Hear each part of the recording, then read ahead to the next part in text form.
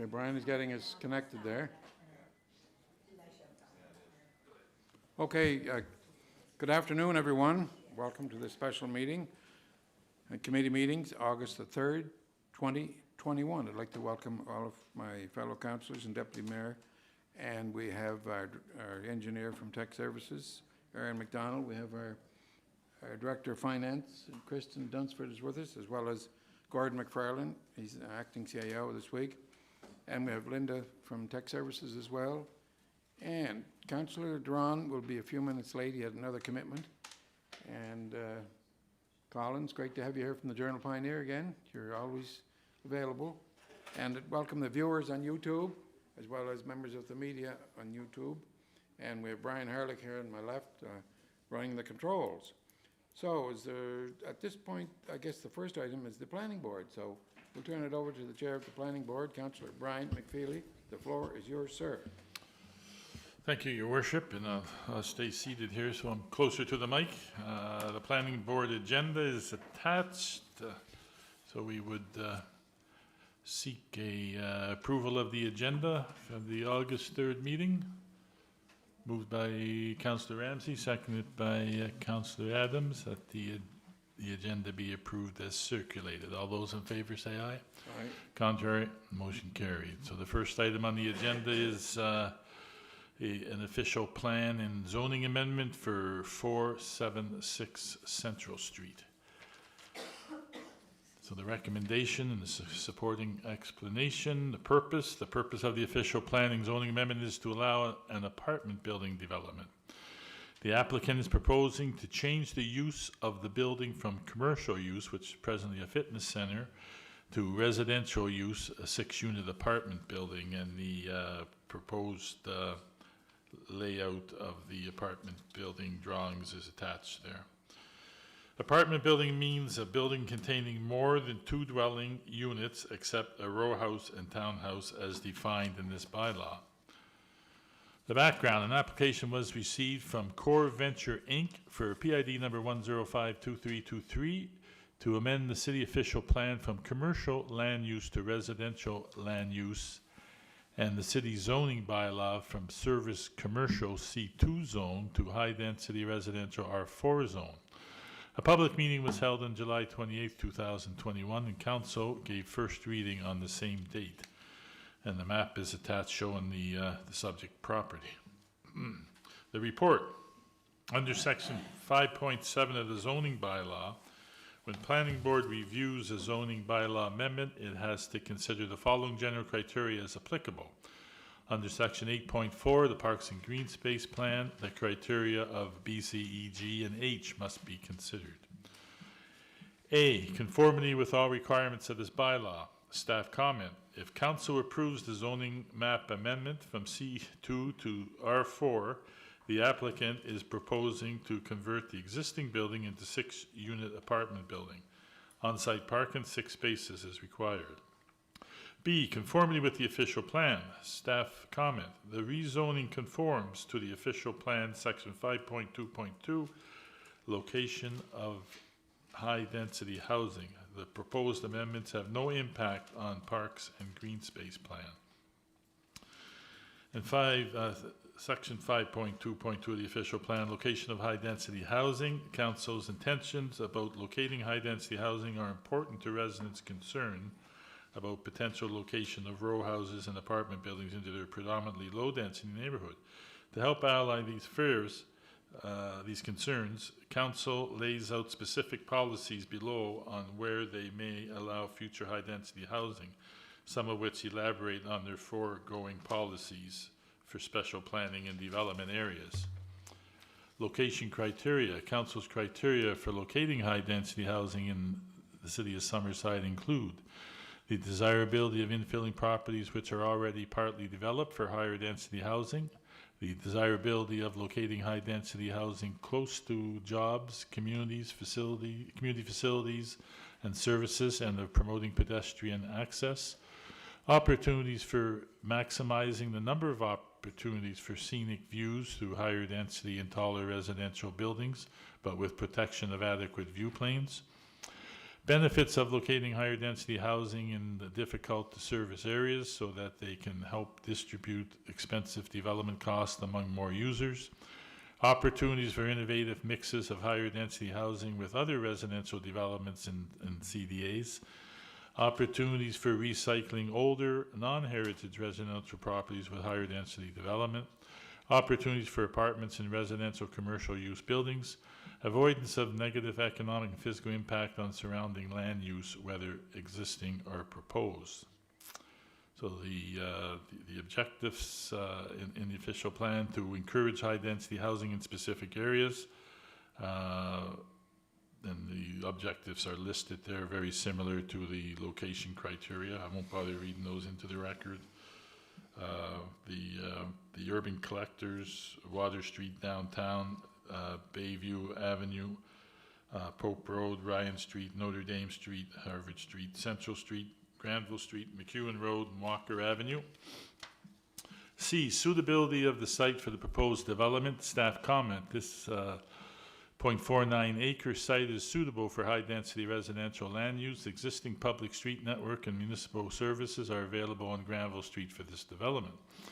D, compatibility of the proposed development with surrounding land uses, including both existing and projected uses. Staff comment, the subject property abuts two uses. The land use to the immediate east, south is zoned C2, the land to the north and west zone R4. The rezoning from C2 to the proposed R4 would be compatible with the surrounding properties and would be considered a down zoning. And there's a map that shows those particular properties there and highlighted. Any comments from residents or other interested persons? Staff comment, a public meeting was held on July 28, 2021. The public meeting notice was advertised in the July 14th edition of The Guardian. 7 letters were mailed to 7 property owners. Corey Arsenal Core Ventures Inc. provided an overview of the development, noted that the housing is needed in the community. There were no concerns raised by the public at the public meeting, and no members of the public spoke at the public meeting. F, adequacy of existing water, sewer, road, stormwater, electrical services, city parking, and parklands for accommodating the development and any projected infrastructure requirements. Staff comment. The city water supply and sewer treatment systems can handle the loading created by the change in zoning from its current C2 designation to R4. The sewer main is on the west side of Central Street and the water main is on the east side of Central Street. The existing building is currently serviced with water and sewer. The developer will have to determine if the existing services are adequate for the proposed 6-unit apartment building. If the designer developer needs or wants to increase the size of the services, it will be at the developer's cost. The existing storm drainage will be adequate for the change of use from a fitness center to a proposed 6-unit apartment building. Central Street is a collector street. There should be a reduction in traffic from the current commercial use to proposed residential use. The existing fitness center has 3-phase 122.8 volt overhead electrical service to the building. All service upgrades are at the cost of the developer. There is ample existing parkland, the Rotary Park, 53 acres, located within 1 kilometer of the subject development, and the park is accessible by street walkway network. Parkland dedication is not required, being as there is no subdivisions of the land. G, the impacts of the development on the pedestrian vehicular access and safety and on public safety generally. Staff comment, the existing access to this property will accommodate the proposed apartment use. There is a sidewalk on the east side of Central Street. H, compatibility of the development with environmental, scenic, and heritage resources. Staff comment, there are no compatible issues regarding environment, scenic, or heritage resources. I, impact on city finances and budget. Staff comment, not applicable. J, other matters as specified by this bylaw. Nothing there.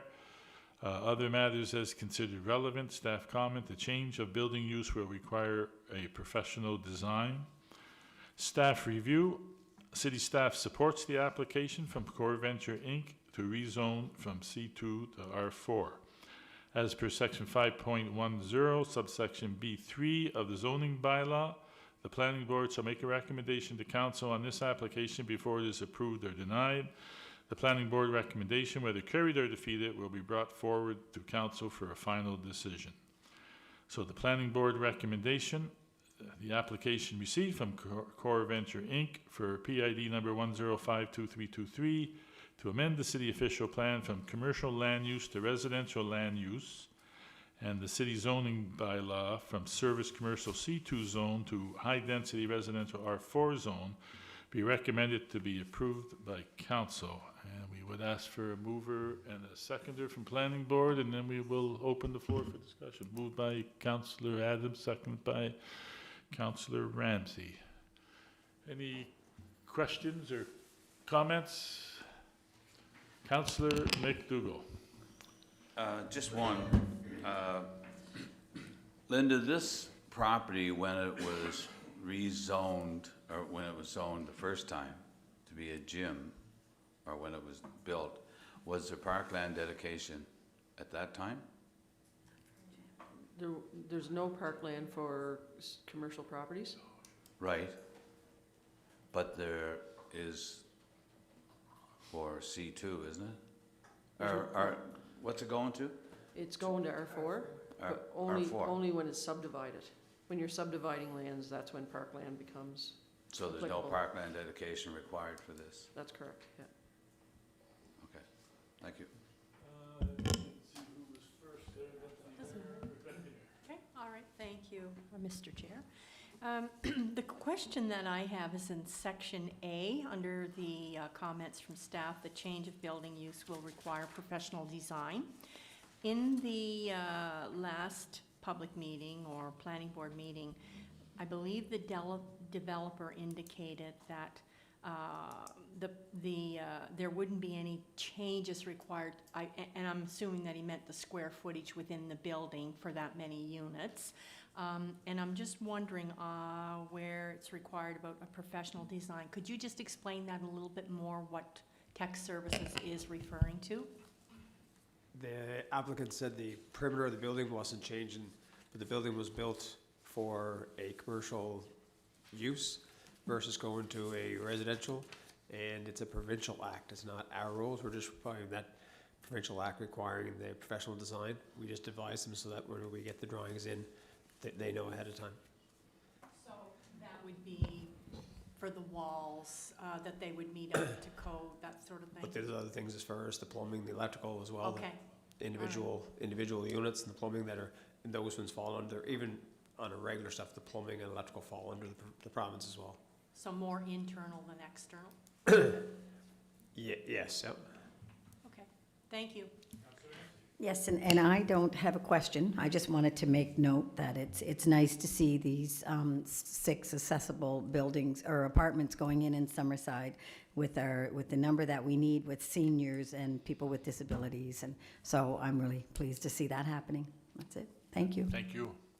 Just to make, Your worship. thank you, Mr. Chairman. In regards to a professional design, the plan that was presented to council looks like it was done by a professional. It very appears to be properly laid out. I'm not sure who did it, but the floor plan, I guess, is what I'm looking at.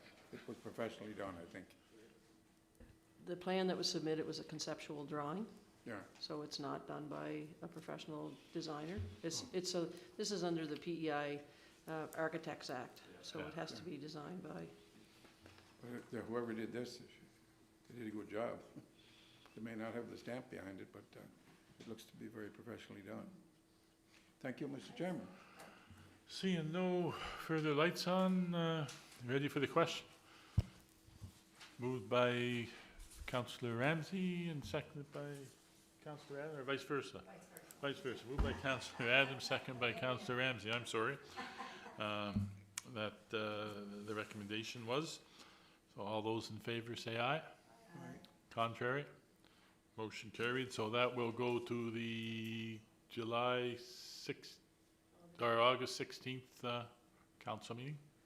Okay, very good. Thank you. The next item on planning board agenda is the restricted use application for 105 Industrial Crescent. The supporting explanation, the purpose of the restricted use is to allow a fitness center in a portion of the main building on the subject property. The subject property is currently zoned as light industrial M1. Background, an application was received from Corey Arsenault for 105 Industrial Crescent, PID number 538884, to allow a fitness center as restricted use in the light industrial M1 zone. Fitness center means a building intended for physical fitness, which may include game courts, exercise equipment, locker rooms, fitness classes, and hot tub or sauna. And the map shows the proposed portion of the former Tube Fab building in the industrial park there that is being proposed. The report under section 5.7 of the zoning bylaw, when planning board reviews a restricted use, it has to consider the following general criteria as applicable. Conformity with all requirements of this bylaw, the zoning bylaw. Staff comment, this application requires a restricted use approval in the M1 zone in order to conform to this bylaw. The current zoning, light industrial M1, does not change. One of the purposes of the restricted use designation is to accommodate uses where rezoning would result in undesirable land use due to the as of right in that zone. A fitness center is permitted in other zones. If the property were to be rezoned to one of these zones just to accommodate the fitness center, it would result in other undesirable land uses in an industrial park. The specific use of a fitness center can be achieved by designating a portion of the property as a restricted use, allowing only the fitness center use. B, conformity with the official plan. Staff comment, the restricted use conforms to the official plan, as the land use will remain as industrial. Should the fitness center cease to operate for 12 months, the restricted use lapses and the zoning remains as light industrial M1 and can be utilized as such. Suitability of the site for the proposed development. Staff comment, the site is serviced and is suitable for this development. The proposed fitness center will occupy 5,000 square feet space within the main building. There are other businesses located within the building, and you can see the diagram showing the proposed area to be used. D, compatibility of the proposed development with surrounding land uses, including both existing and projected uses. Staff comment, the existing land use surrounding this property is light industrial M1, as is located in an industrial park. There are two other restricted uses in the area that have been approved by council. And the map shows, again, the area proposed for the fitness center as well as the other restricted uses that have been approved in the past. E, any comments from residents or other interested persons. A public meeting was held July 28, 2021. The public meeting notice was advertised in the July 14th edition of The Guardian. 17 letters were mailed to 18 property owners. Corey Arsenault spoke, providing an overview of the proposed intent for the restricted use. Staff comment, the applicant provided an explanation of his request for a restricted use, a fitness center. There were no concerns raised by the public at the public meeting, and no members of the public spoke at the public meeting. F, adequacy of the existing water, sewer, road, storm sewer, and electrical services, city parking, and parkland for accommodating the development and any other projected infrastructure requirements. Staff comment, the existing building has adequate water and sewer servicing to accommodate the fitness center. Industrial Crescent is a collector street which handles 8,000 to 9,000 VPD and will accept the loading as a result of the proposed restricted use. Industrial Crescent has an existing storm system and an on-site system which can handle the development in the industrial park. 105 Industrial Crescent is serviced by three-phase 347 600 volt power to the existing building. On-site parking is available for the fitness center. Parkland dedication is not required for a restricted use application. G, impacts from the development on the pedestrian vehicular access and safety and on public safety generally. Staff comment, the development will utilize the existing access to Industrial Crescent to serve and accommodate the restricted use.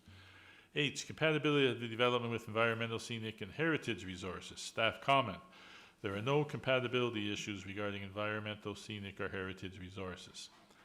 I, impacts on city finances and budgets. Staff comment. This development does not impact city finances or budget. J, no other matters as specified in the bylaw, and no other matters that are considered relevant. Item K.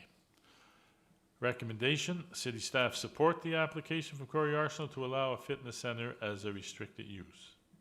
As per section 5.10, subsection B3 of the zoning bylaw, the planning board shall make a recommendation to council on this application before it is approved or denied.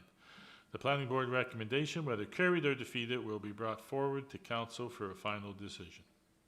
So the planning board recommendation, the applications received from Corey Arsenal to allow a fitness center as a restricted use in the light industrial M1 zone be recommended to be approved by council.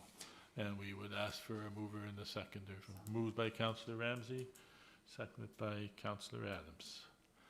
Any comments or questions? Councillor Snow. Just a couple questions. I wasn't at the meeting when Mr. Arsenault was here to present, but what's the total square footage of the building? Do we know that? 5,000?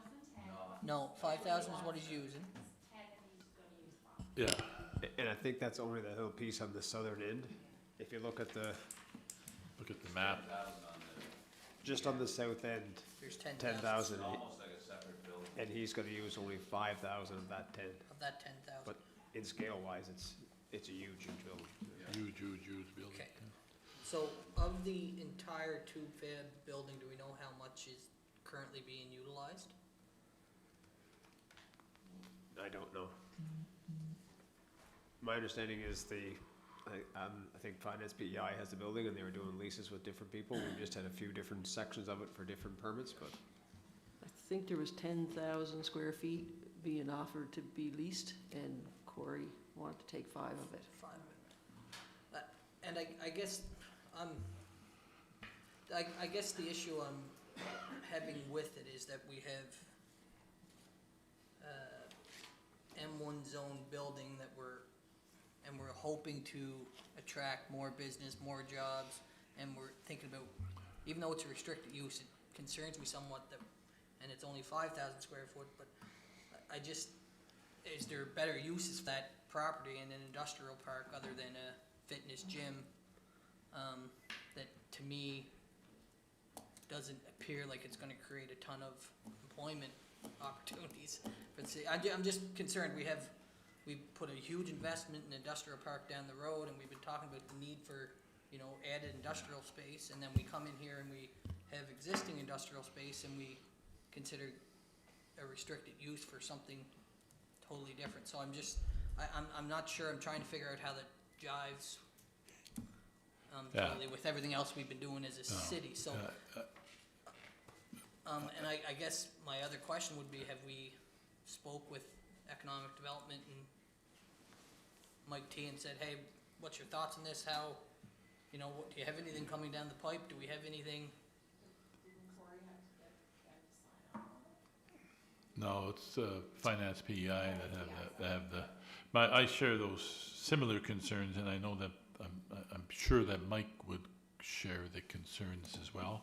The challenge, Corey, Councillor Snow, is I do share the same concerns that, if it's kind of like creeping over time, you allow these things, and the next thing you know, all the industrial space is gone to other uses. But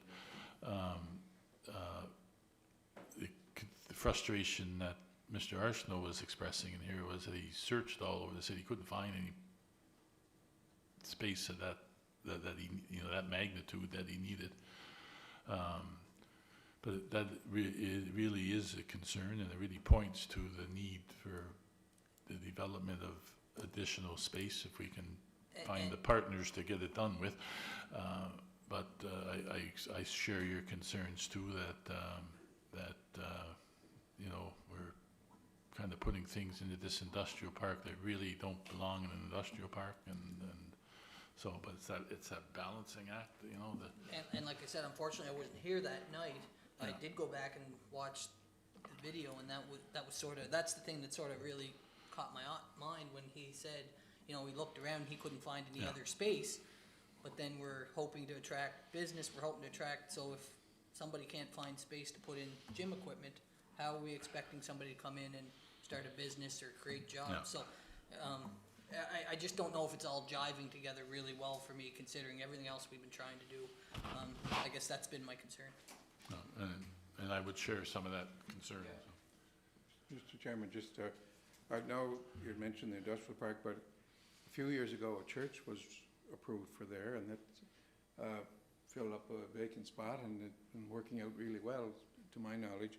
But on the other side of it, the councillors know, on the positive side, as you know, we're getting 6 new homes, residents in the city. So there could be all new people moving in from Chibougamau or any place in the country or whatever. So on that side of it, we're getting new residents probably coming into the city.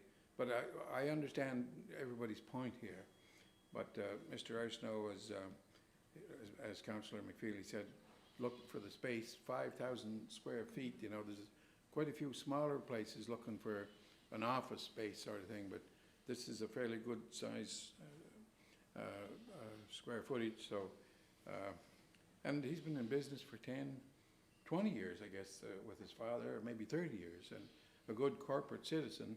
And I know nobody's questioning that, but and everybody understands your point. But there's some positives on the other side of that, and there's new construction going out in that industrial park as well, I understand, from the owner of this building or the new landlord.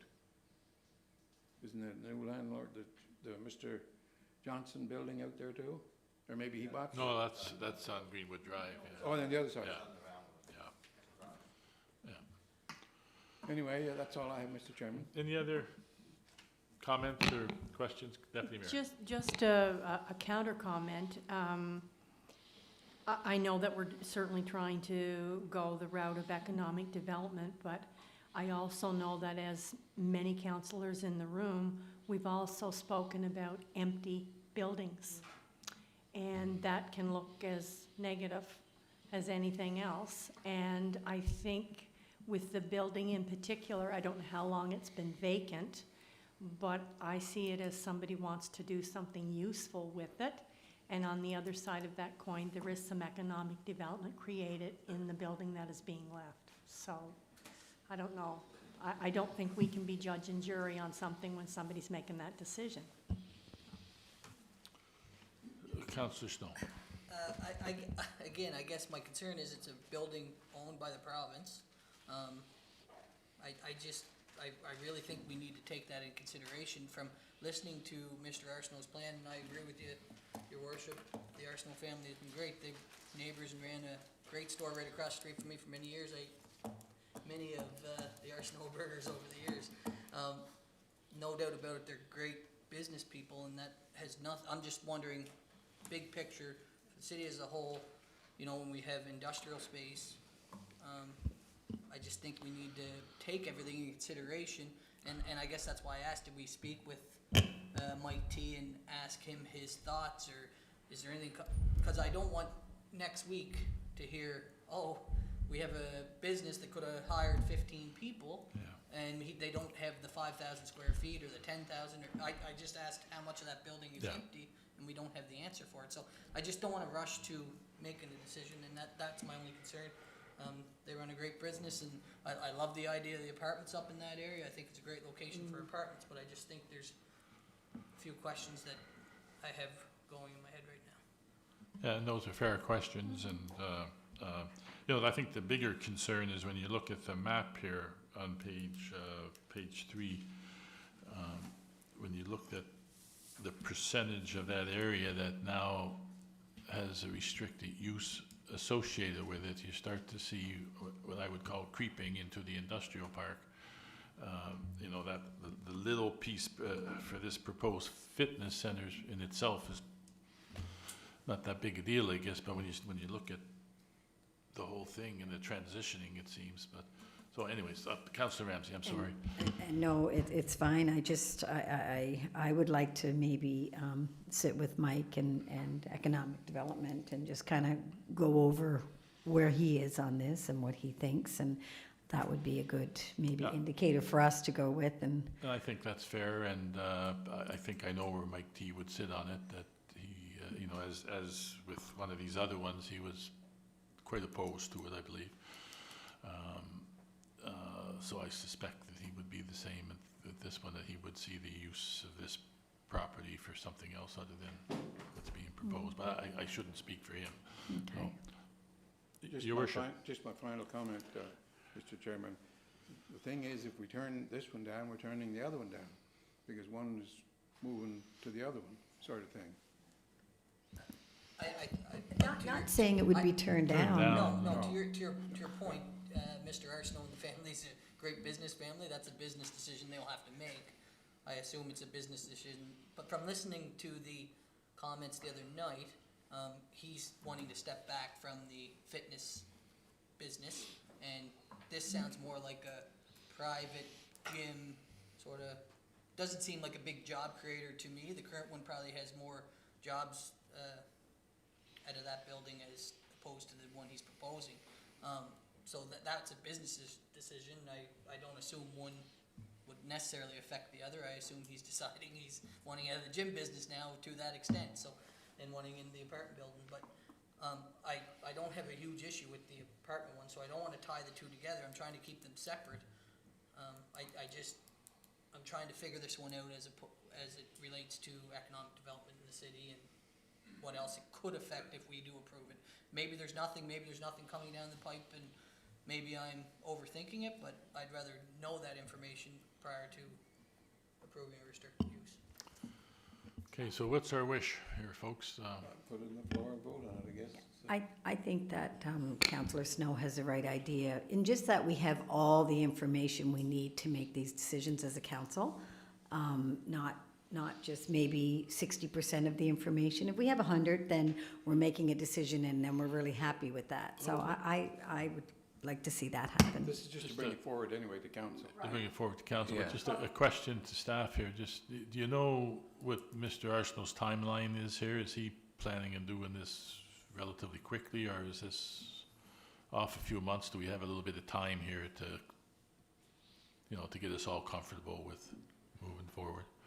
I think he wants to try to sign his lease and what have you, if it's approved with the province, and then he can make his, and if the rezoning then goes forward, depending upon what happens there, then that'll lay out his process Okay. for moving from one Yeah, facility because to I another. know Mike is away until the 16th, I believe.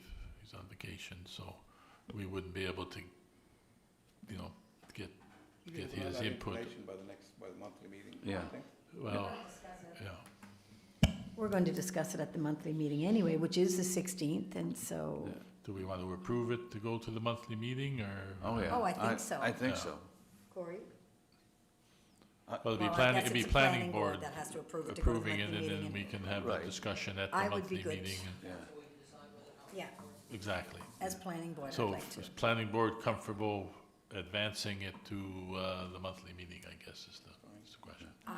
Councillor McDougall, you have a, Yeah, I just, I know Corey and I had mentioned this earlier, and I don't disagree with Councillor Snow. I don't have a big issue with this small amount in this building, because this building has been, I think they've been trying to fill this for a long time, and, you know, but I do, I would have liked to have seen some input from our economic development department prior to this meeting, and whether it's tech services has to ask, you know, when it's coming, when it's involving something like this, so we'd, you know, at least have the opinion of our director at this time. But anyway, that's maybe what they can, Mike can weigh in. I guess the question I would have there, to Director Aaron, is, We had an informal discussion, but if we go back to the church property, economic development was adamantly against that one. It was given a year to do something and to do it. and council of the day brought it forward back 1 year later, even against Economic Development's recommendation not to change that to make restricted use, and it got done. They did put forward the other one just in the past 6 months or 3 months for the other property, the round building, and they provided response where they were opposed to that, and council still did it again. So again, as you mentioned, the size of those and the use, this is a small piece of this building, and he has stated that these are tired buildings that need rejuvenation to get them Right. used. But the two previous ones, he submitted lots of documentation, and council considered it and voted against it, his opinion. So whether he did or didn't consider it for this small piece of this one here, he has stated previously on the two other occupants. Is that this council, Aaron? The church was one- about no. 10 No. years ago. The last one was A month ago on the a round month building. ago. Was the circular building there that Mike provided, And the 10 buildings that were, that's a non-use, and that, we brought residential into the industrial park. So he provided his 1-page or 2-page summaries to us on his thoughts on putting that whole building, as well as taking a component of the building and making it into a doctor's office. Weren't really in fitting with that. He provided just a 2-page report on that, so. That was like in the last 2 months, and the other one was a few years ago when the church property went. you finished, Councillor McFeely? Yeah, I just want, but the light industrial will go back if this ceases to be a fitness center, right? Correct. It The zoning reverts doesn't back. change. The zoning does not change. Right. Okay, seeing no further lights, are we good to move to the vote? Go ahead. Okay. Moved by Councillor Ramsey, seconded by Councillor Adams. The recommendation on, and I'll read the recommendation back into the record. The application received from Corey Arsenal to allow a fitness center as a restricted use in the light industrial M1 zone be recommended to be approved by council. All those in favor say aye. Aye. Contrary? Passed unanimously, so that will go forward to council for the 16th of August. Okay, and the final item on planning board agenda today is a recommendation on 3 Briggs Avenue, again a discretionary use request. Supporting explanation, the purpose of the discretionary use application is to seek approval for a 4-unit row house/townhouse at 3 Briggs Street. Row house means a building that is divided into 3 or more vertically adjacent joined dwelling units separated by a vertical wall, with each unit being constructed directly on grade. Row houses do not require individual public utilities for each unit, street frontage, and cannot be subdivided. Townhouse means a building that is divided into 3 or more vertically adjacent dwelling units separated by a vertical concrete or masonry firewall, with each unit being constructed directly on grade. Townhouses require individual public utilities and street frontage for each dwelling unit and can be further subdivided as per section 8.15. Background: an application was received from Ryan Cullicut for PID number 1094812. This application requires council approval to allow a 4-unit row house/townhouse as a discretionary use in the medium density R3 zone. The proposed 4-unit row house/townhouse is proposed to be fronting on Briggs Street. A discretionary use for a 4-unit row house was approved on August 19th, 2019 for this property. Unfortunately, due to the increasing cost of building materials, the row house was not completed, and the approval since lapsed on August 19, 2020. The proposed row house in 2019 was to be sited with 2 units fronting Briggs Street and 2 units fronting West Street. Report under section 5.7 of the zoning bylaw: when planning board reviews a discretionary use, it has to consider the following general criteria as applicable. Under section 8.4, the Parks and Green Space Plan, the criteria of B, C, E, G, and H must be considered.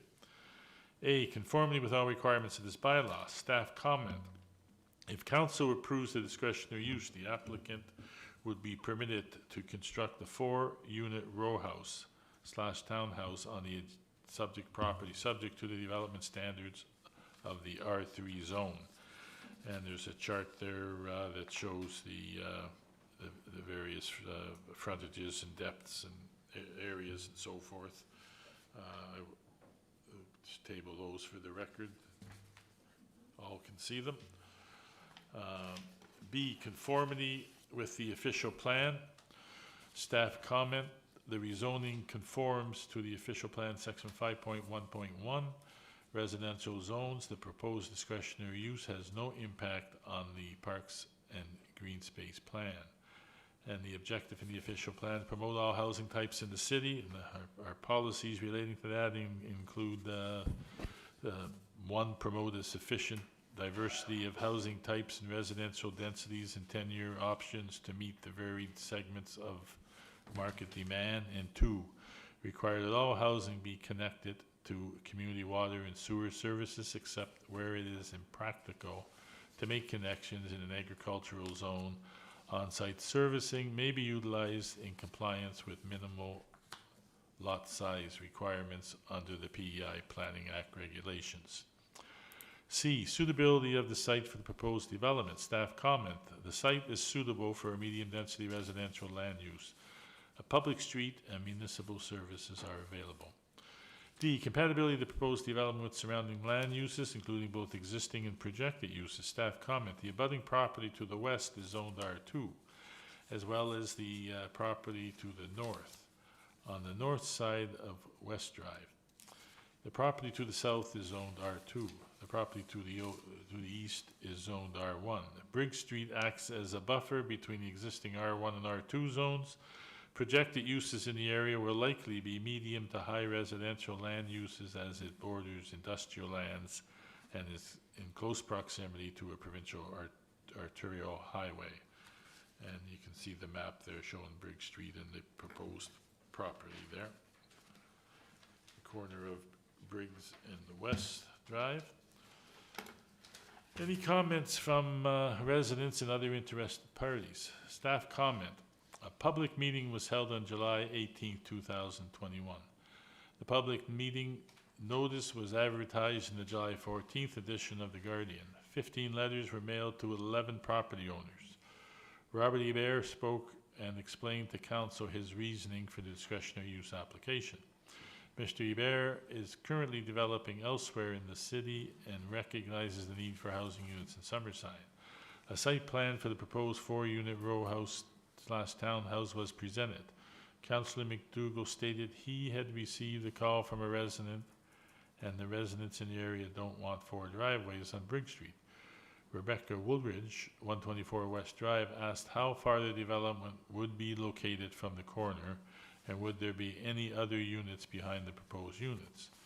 The nearest wall of the proposed building is located 3.745 feet from south edge of asphalt on West Drive, and the nearest north edge of the driveway is 15.4 meters, 50.5 feet to the south edge of lands west of this property are currently vacant and are zoned R2. There is no sewer main on West Drive beyond Briggs Street. Staff clarified that the developer is seeking approval for a 4-unit row house/townhouse. The difference between a row house and a townhouse is townhouses can be individually serviced and the units may be subdivided to allow individual ownership. The location of the existing sewer main on Briggs Street will determine whether or not the individual services can be achieved. Councillor McDougall asked if residents should be notified again because it may be a townhouse and not a row house. Staff determined there is no need to notify the residents again as there is no change in the building form or density. Therefore, the public meeting media ad and the notification letters to residents did state that the approval being sought was for row house/townhouse. The media ad and one of the notification letters is attached to this report. F, adequacy of existing water, sewer, road, stormwater, and electrical services. City parking and parklands for the accommodating the development and any proposed infrastructure requirements. Staff comment, the proposed 4-unit row house development increases the load of the lift station by less than 0.5% of the calculated future loading for the entire drainage basin. The city does not see this as a significant load change, therefore there is no expectation of the developer contributing to an upgrading of a new lift station. Briggs Street and West Drive have a 150 millimeter distribution water main on the street that can handle the water requirements for the proposed development. The city's sewer main infrastructure for this development is a gravity main that is on Briggs Street. No gravity sewer main is fronting the property on West Drive. The Briggs Street line can handle the sewage requirements for the proposed 4-unit row house/townhouse. The lot is currently serviced for a semi-detached unit, 2 water and 2 sewer services. The additional 2 water and sewer services from building to the mains will be at the developer's cost. The proposed accesses meet TAC and city standards. Briggs Street is a local street and has capacity for traffic generated. The developer will be responsible for costs to install culverts along Briggs Street accesses. The existing storm sewer is a ditch along the west side of Briggs Street, which has the capacity to handle the development. The developer will be required to provide a lot drainage plan showing the site grading to run the drainage to either West Drive or Briggs Street ditches. Electrical services are provided by Maritime Electric. On-site parking will be provided. Fairview Park is located within 500 meters of the subject property. G, impacts on the development on pedestrian vehicular access and safety and on public safety generally. Staff comment, access are shown fronting Briggs Street, a local street with low traffic volume as compared to accesses on West Drive, local street with considerably higher traffic volume. As a connection to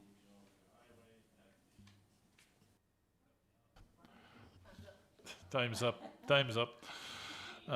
As a connection to all-weather highway at the west end of West Drive. The proposed Briggs Street accesses result in a safer connection point to a local street. There are no sidewalks in this area, although the east side of Briggs Street has been widened with asphalt shoulders and curbing, which allows pedestrian traffic into the subdivision. H, compatibility with development with environmental, scenic, and heritage resources. Staff comment, no negative impact. Impact on city's finances and budget. Staff comment, not applicable. J, other matters as specified in this bylaw, nothing there. K, other matters as considered relevant, and no other comments there. So the staff review. Staff supports the application from Ryan Cullican for discretionary use to allow a 4-unit row house/townhouse as per section 5.10, subsection B3 of the zoning bylaw. The planning board shall make a recommendation to council on this application before it is approved or denied. The planning board recommendation, whether carried or defeated, will be brought forward to council for a final decision. The planning board recommendation. The application received from Ryan Cullican for a discretionary use approval to allow a 4-unit house, row house/townhouse in the medium density residential R3 zone be recommended to be approved by council. And we would ask for a mover and a seconder from the planning board.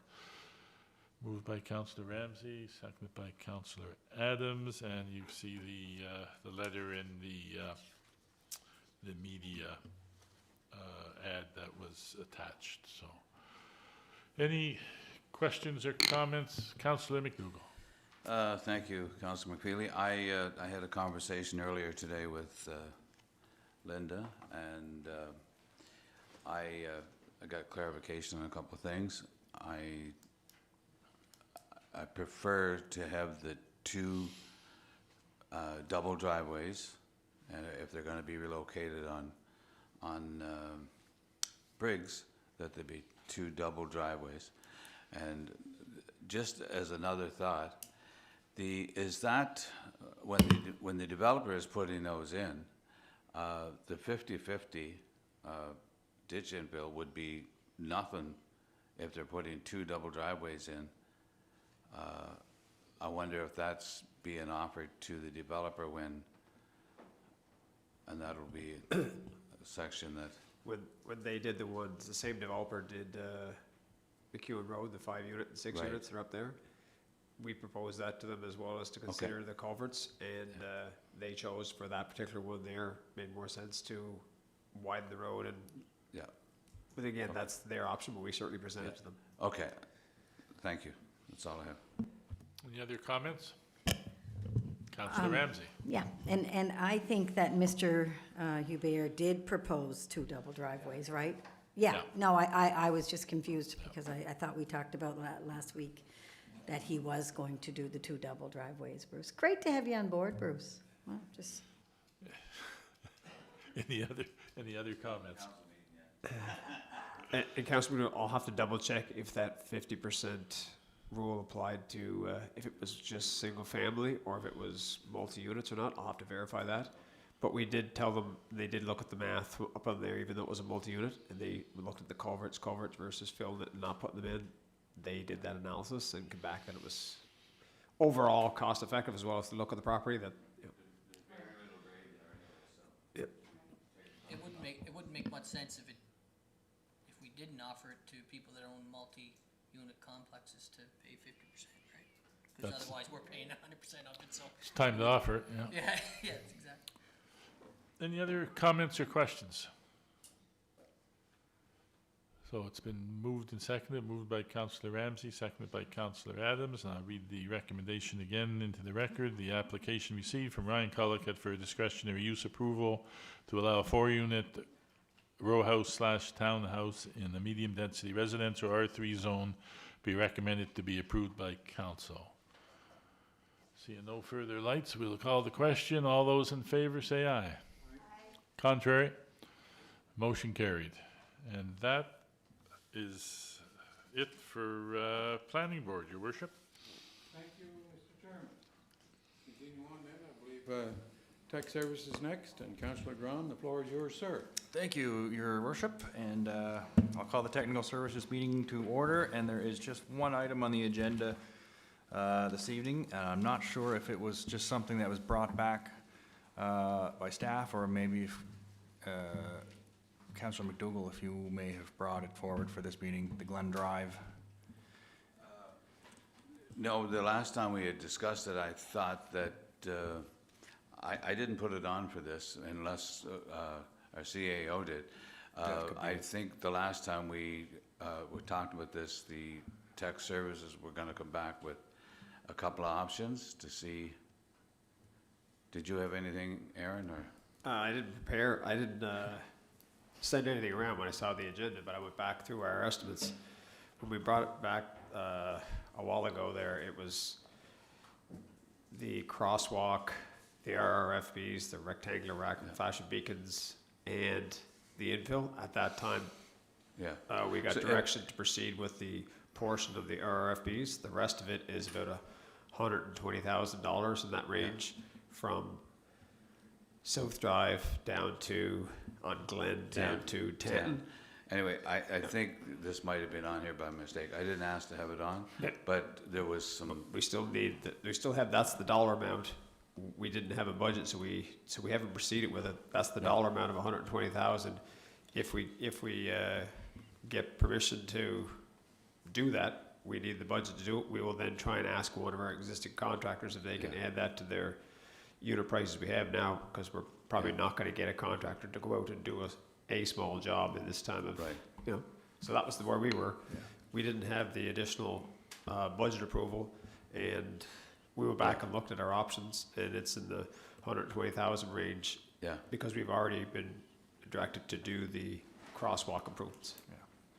So this whole thing kind of began as one issue, which was the crossing, and I think it became, More. I think Glen Drive kind of became incorporated into it, and then at that last meeting, I think we further separated them again.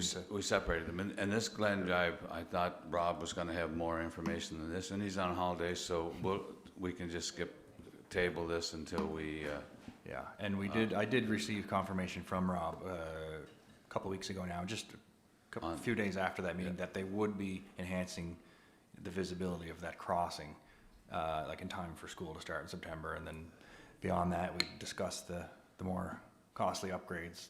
But he did confirm that the crosswalks would be enhanced and visibility would be improved there just for September at least. And then we'd continue to Okay. discuss So the other issues. we can table this one until after Rob's back.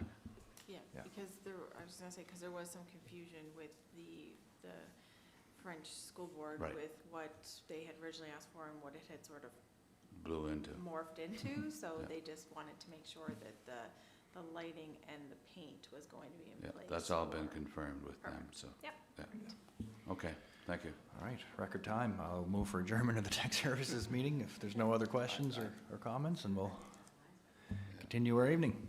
Thank you, Councillor Drawn. Councillor Campbell, do you have something on electrical? Thanks, staff. I can do this faster than Justin. I'm gonna turn this over to Gordy.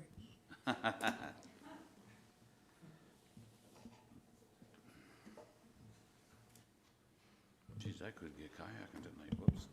The item on the agenda was just labeled the switch program, is that correct? And that had come from council to staff, asking staff to start looking for some information on it?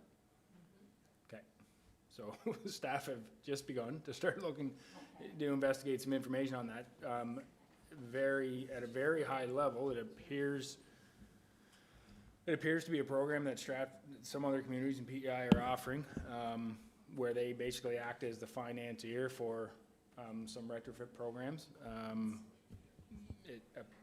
And again, staff have only kind of scratched the surface looking into it. So we will get more information than that to be able to bring back to council for some better decision-making.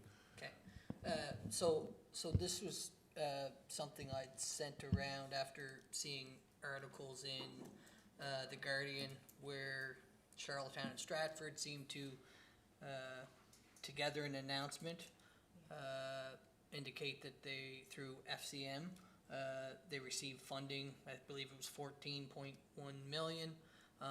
In turn, that would be used as loans to residents in their municipalities to do energy efficient upgrades to homes, whether or not it's heat pumps, solar,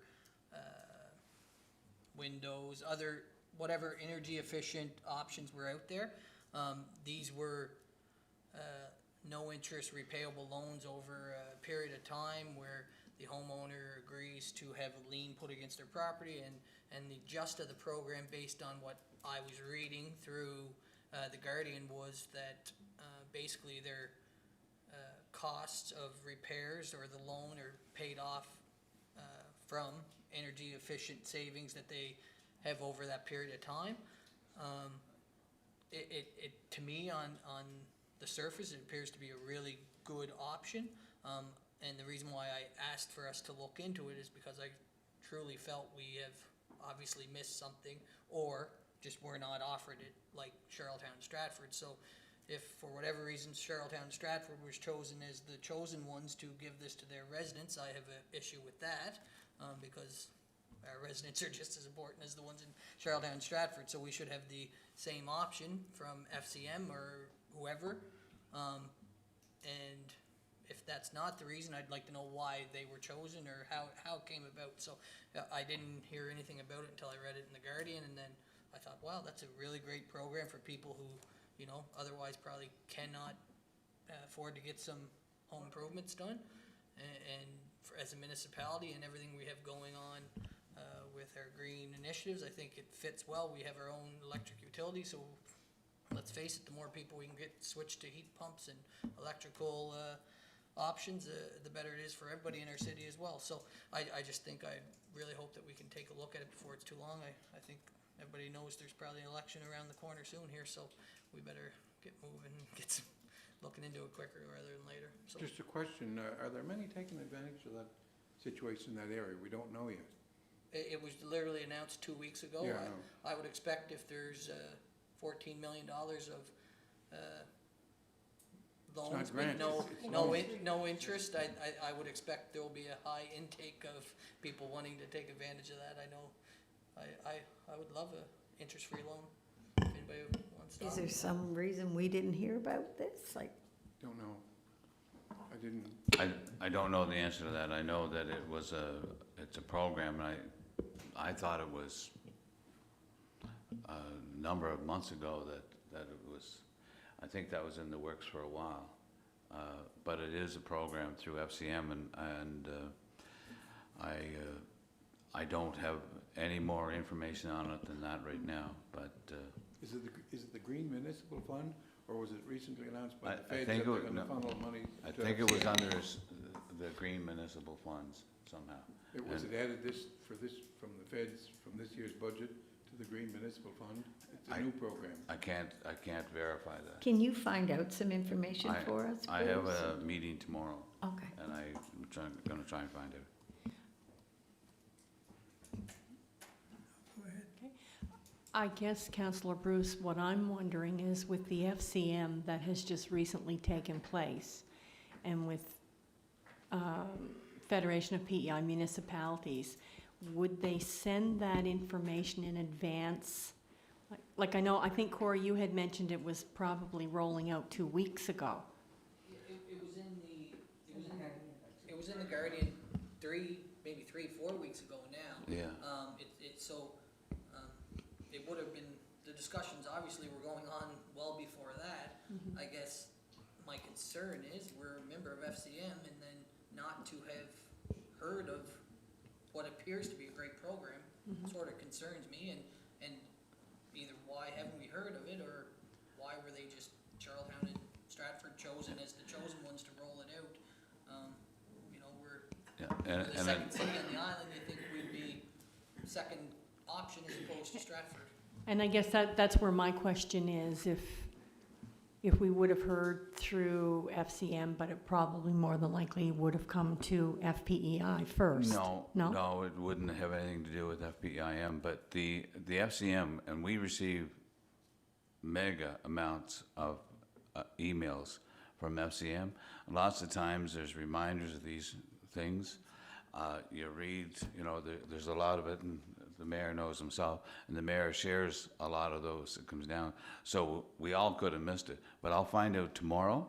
But there is a tremendous amount of programs that are offered through either FCM or through the Green Municipal Funds, and it's hard to keep track on a lot of them. But I have a meeting with the CAO tomorrow, of FCM, so I'll check that out. Thank you. Thanks. Thank you, Councillor Campbell. Do you have anything further? I guess we'll give direction to Mr. Philpott when he comes back to share it with at our next council meeting.